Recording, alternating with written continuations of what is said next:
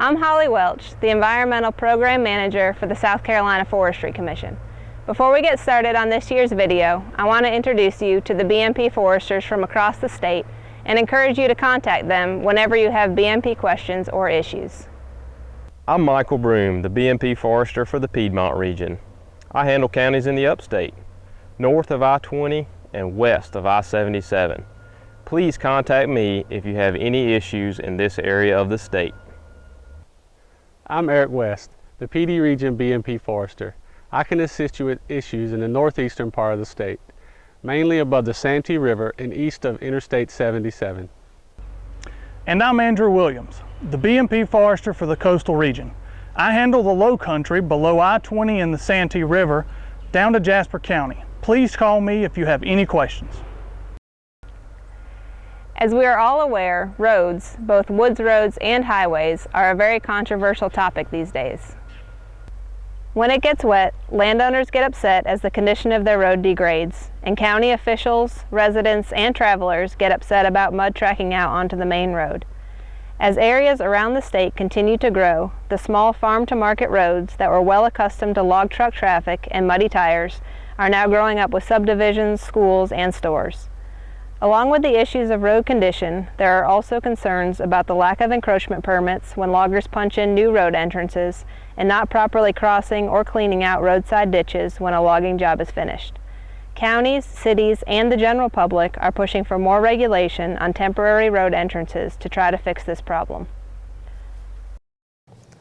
I'm here with Scotty Ferguson, the Stormwater Manager for Pickens County, to talk about logging road entrance issues. So Scotty, what's the biggest issue you see with log truck entrances onto the county roads? Mud on the road, basically. When mud is tracked on the road, it becomes a safety hazard for vehicular traffic, and it also costs the taxpayers money because staff has to go out and clean up the roads and maintain the ditches to prevent accidents. Sometimes the ditches get filled in with sediment, and it prevents stormwater from flowing. So it can cause flooding on the road. So at the end of the day, it just becomes a hazard, and it also costs money. All right, so why do these issues matter to the county?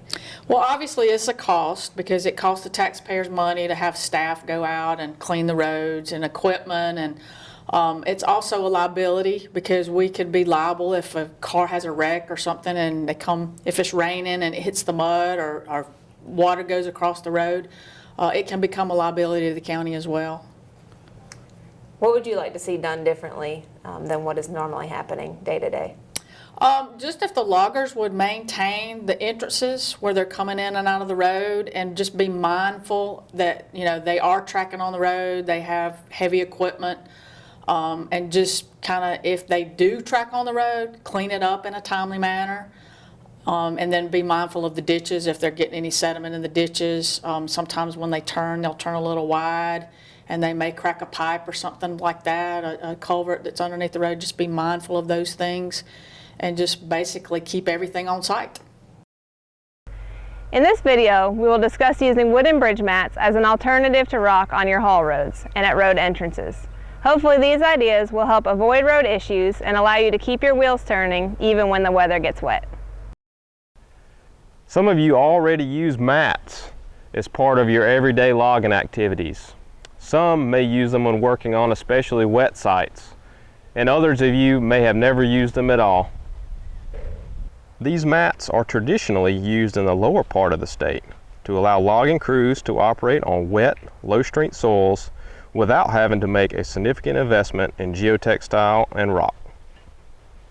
This same concept can be used to minimize the impact of your logging job.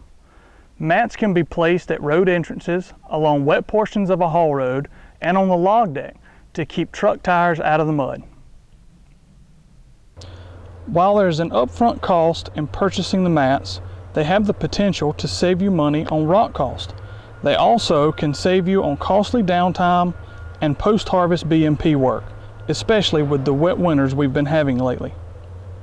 Hi, I'm Roger Cantley. Work with Smith Logging Incorporated out of Andrews, South Carolina. A lot of the benefits, we're able to work a lot of days we wouldn't be able to work. As you see here, we've coming across this field without the mats, the trucks just wouldn't be able to make it across. The drier part of the field that's out in the sun all the time is been able to hold up pretty well. But as you get over in the shade and they don't really want to cut the buffer zone beside the road, it stays shaded almost all day long, so it never dries out. So it helps us to keep working when we normally wouldn't be working. Y'all came out to one of our logging jobs that we have over here in UG, and we had to put down some mats to keep the guys running. And some of the benefits of having these mats are you don't lose production. You don't have to sit out a day. You're going to lose a little bit of time just getting them set, but the juice is worth the squeeze on that, because it's going to take you a couple of hours to get this set up and you're rolling again, versus having to sit out a day or two. Once you complete the harvest or the thinning or whatever it is that you're doing, and you pull these mats up, your road reconstruction and your finish work is cut. I mean, it's minimal. We can pull these mats up and dress everything back up to the original shape that it was in no time. Whereas if we didn't have them, I mean, you're got to wait till it dries, and then once it dries, you can come in and work it, and that's just too many moving parts. And these mats just really simplify. So the minimal time that it takes to put them down, it saves you days in the end game. By having the mats and being able to do that, instead of coming and putting rock down at the entrance, and you only may be on a small sail, only there a couple of weeks, you pick those mats back up and take them with you, where if you put the rock down, you leave that rock there. You just left all that money. The mats you're picking up and you're taking with you to the next job. And at the end of the day, you save yourself a little money. The mats range from $350 to $550 each, depending on what wood they are made from, the configuration of the boards, and the supplier. Most contractors use a 2-ply style mat, where boards are laid lengthwise and another set is bolted on top at a 90-degree angle to the bottom layer. This gives the truck tires a smooth running surface and gives the grapple something to hold on to in order to move them. However, there are a few different styles, and which one you use is a personal preference. Yeah, these are full cover mats. We refer to as Virginia mats. They can be driven on diagonal, crossways, or long ways. And you can even put them crossways and drop a trailer with landing gear here when you got to drop a trailer in the wet swamp. And these seem to be holding up really well. And then these are just a standard mat. You can only drive on them one way. We've added 2 boards in the center instead of 1 to make them hold up better when you're picking them up.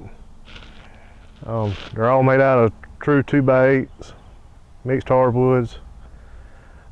Some people want all oak, but I've had better luck with gum and mixed. The oak just is so brittle that it breaks. Mats can be purchased new or used, and in some locations can be rented. We spoke to several contractors that use mats on a regular basis. As you would expect, the longevity of the mats depends on how carefully they are handled when being loaded, unloaded, and positioned on the sail.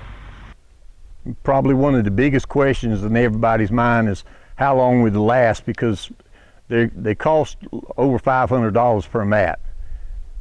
And the longevity of them is how well you take care of them when you move them. If you're rough moving them, they're not going to last very long.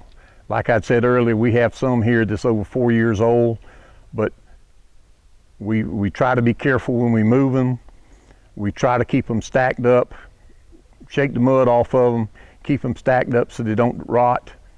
And I don't have any that's actually sitting down on the dirt. I've got some old de-limbing gate that makes a good little rack to keep them up off the ground. And so the longevity, once they get about 5 years old, you're pretty much, most of them are to the point they're not usable anymore. But all that goes into how well you take care of them when you're loading, unloading, and moving them around with the skidder and the ground that you're putting them on. Stumps, if you have a stump that's in the middle of the mat, where the mat's rocking back and forth every time the truck travels, it's putting stress on those boards, and that one may not last as long. Just a lot of factors go into that, but if you be careful about where you put them and handle them carefully, you'll get 4 to 5 years out of them without any problem. When we're moving them with the loader, and it all depends on how we're loading them. If you're loading them flat, it's just, you just take your time. It's not like loading wood that you just pick it up and sling it.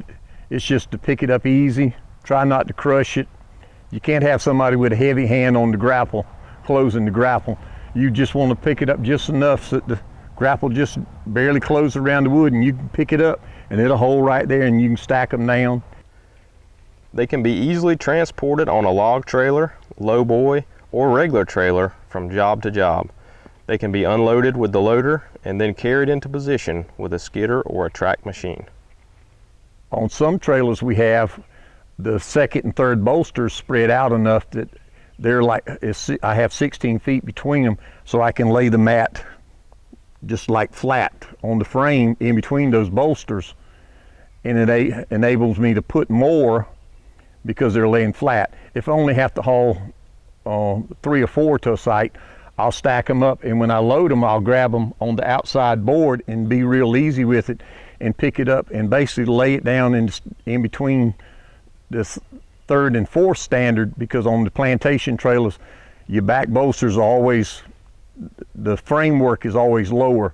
If you put them up on the front, you have to be real careful that you're not coming in a place that has a low hanging power line or anything like that you don't want to catch and tear down. So I usually try to load them on the back end, and if you start getting over 5 on it, you start getting above the top of the bolster, and the bolsters are normally at the legal height, so you don't want to get up over that. And I've noticed that when people haul them flat, whether it be in a log trailer behind a pickup, that they don't seem to get broke up as bad as when you got to pick them up and stand them straight up and then load them in like putting it in a slot. To ensure the mats last as long as possible, they need to be set in place before the road becomes overly wet and rutted. If equipment runs over the road and it becomes unlevel, the mats won't have a flat surface to sit on. When a truck runs over top of them, they are more likely to snap and break. To keep that going, whenever if we see a place that we think there's a potential to have a problem with the road, we'll try to go ahead and have them put them down. If you saw in some of the other videos, our entrance, we knew that was going to be a problem where we drove through the little buffer to get out on the county road. Before we ever moved the equipment in, we went ahead and had that wide span so the truck had room to make their swing and keep the trailer up as much as possible, to keep them up before. That way we still had solid ground and level ground we were putting them on, instead of trying to put them over a rut this deep. You just put so much stress on the boards, you start tearing them up. On sites where the deck is located close to the road, the entire running area the trucks are on can be matted, essentially keeping the truck tires dry from the time they leave the pavement until they get back onto the road. If used properly, wooden mats can be used in place of rock for your road entrance. The concept is the same as a rock entrance. It provides a hard surface to knock some of the mud off the truck tires and allows the truck to transition from off-road to on-road without causing damage to the edge of the paved surface. If mats are to be used at the entrance, they must be installed correctly. The entire width of the road needs to be covered, wide enough to account for the trailer swing so that the wheels don't track off of the mats. They need to be set so that they are at the same level or slightly above the level of the paved road. If they are below the level of the pavement, the weight of the truck will cause the pavement to crack and will cause damage to the roadway. The good things about the mats is the trailers, when you're driving straight, you know, everything's tracking fine, the trailers are tracking good, there's really no issues. But where you come into an issue is when the truck has to turn, or there's a little bit of a jog in the line that we're running, or back behind me, for instance, the trucks are making a 90-degree left-hand turn to get back to the mill. So we had to, widen that access a little bit and kind of pyramid the mat. So we went from 4, 3, 2 to 1, just to account for the swing of that trailer. And that way that the back of it doesn't track off the mats. And having a few of the mats just before you pull out onto the highway, it gives a chance for the tires to clear themselves of mud, and you're not tracking mud out on the highway and causing a dangerous place right in front of your deck for cars to be driving through. The last thing we want to do is give a bad impression to somebody driving by of our logging job. When you are finished with the job, the mats are lifted, shaken off, loaded up, and moved to the next track or back to the shop for storage. As we mentioned before, they should last several moves if they are cared for properly. Yeah, and the easiest way I found to move them was with a skid steer. And the one that we've got back here is about a $10,000 skid steer. We use it all the time. Construction jobs out here. But where it works really good is if this gets packed down in the dirt so tight that mud starts coming up. You know, the mud might be that deep on top of it. You can take them forks and pick it up out the mud and be gentle with it where you can't with logging equipment a lot of times. And flip it upside down and then flip it again, and it'll clean all the mud off of it. And then we've got a little trailer hitch up there that was actually to move trailers around with, is how we figured it out. But it works just like right, where you can slide the forks under and pick them up, and it's out the way to flip them. We hope this video has been beneficial to you and encourages you to consider this alternative to rock to minimize your impact when the weather turns wet. For better or worse, South Carolina is a different place than it was 20 years ago. As the conflict between growing population and rural land use grows, a solution will be reached. If we as foresters and contractors do not find a solution to the roads issue, county government, state government, or the Department of Transportation will. Let's show them that the forest industry can be proactive, not requiring additional regulations to do the right thing, just like you do every day by using best management practices.